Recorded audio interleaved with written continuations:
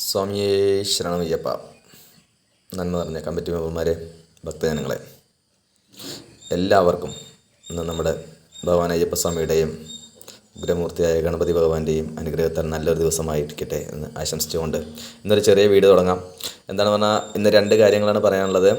ഒന്നാമത്തെ കാര്യം, നമ്മുടെ ഗണപതി ഭഗവാന്റെ മുന്നിൽ നമ്മൾ അയ്യപ്പസ്വാമിയുടെ മുന്നിലിട്ട പോലെ തന്നെ ഗണപതി ഭഗവാന്റെ മുന്നിലും കൂടി ഷീറ്റ് ഇടാൻ വേണ്ടിയിരിക്കുകയാണ്. എന്താ പറഞ്ഞാൽ നമുക്ക് തൊഴാൻ പോകുമ്പോഴെല്ലാം, ഇപ്പോൾ മഴക്കാലമാണ്, ഒരുപാട് ഭക്തജനങ്ങൾ വന്നുകൊണ്ടിരിക്കുന്ന സമയത്തെല്ലാം നമുക്ക് തൊഴാൻ പോകുമ്പോൾ മഴ നനയാതിരിക്കാനും അതുപോലെ തന്നെ അവിടെ ഒരു നല്ലൊരു ആ വെള്ളം വന്ന് ഫുള്ളായിട്ട് താകാതിരിക്കാൻ വേണ്ടിയിട്ടാണ് ഷീറ്റ് ഇടുന്നത്.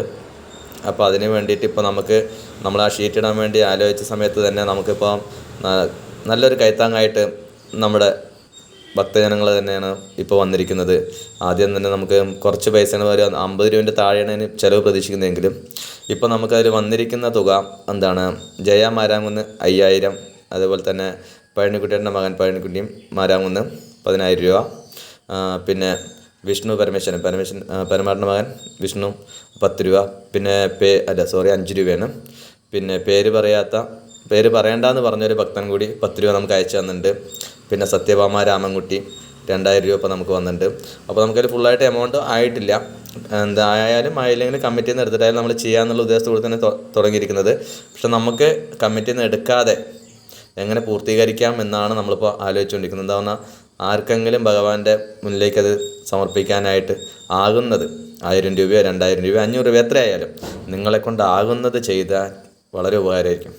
എന്താ പറഞ്ഞാൽ നമ്മുടെ ഓരോ ക്ഷേത്രത്തിൻ്റെയും പുരോഗതിയിലൂടെ നമ്മുടെ നാടിൻ്റെ അഭിമാനം നമുക്ക് നമ്മുടെ ഓരോ കുടുംബത്തിനും അതുപോലെ തന്നെ അതിൻ്റെ അഭിവൃദ്ധി വരാൻ വേണ്ടിയിട്ട് നമ്മൾ ഭഗവാനോട് അത്രയും പ്രാർത്ഥിക്കുകയാണ്.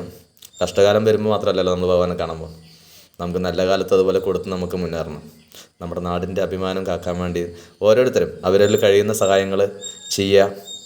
അതിന് ഭഗവാൻ നിങ്ങൾക്ക് എപ്പോഴും തുണയായിട്ടുണ്ടാവും. പിന്നെ രണ്ടാമത്തെ കാര്യം എന്ന് പറഞ്ഞാൽ, നമ്മുടെ വാട്സപ്പ് ഗ്രൂപ്പ് ഇതുവരെയും നമ്മൾ അഡ്മിന്മാർക്ക് മാത്രമാണ് ഇതിൽ മെസ്സേജ് ഇടാൻ പറ്റുക എന്നാണ്. ഇപ്പോൾ ആ അഡ്മിന്മാരിനെ അത് മാറ്റാൻ പോവുകയാണ്. എന്താ പറഞ്ഞാൽ അപ്പോൾ എല്ലാ മെമ്പർമാർക്കും തുല്യ അവകാശമാണ് അവിടെ ഉള്ളത്.